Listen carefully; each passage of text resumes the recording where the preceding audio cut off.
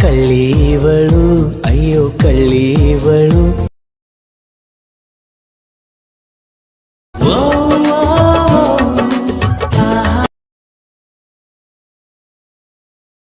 Metre ಬೇಕು metre metre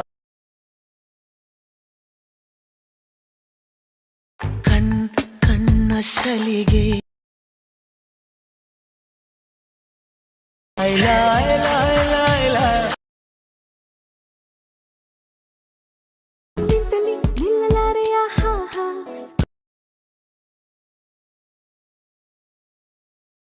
ಇಲ್ಲ ಚಾನ್ಸೇ ಇಲ್ಲ.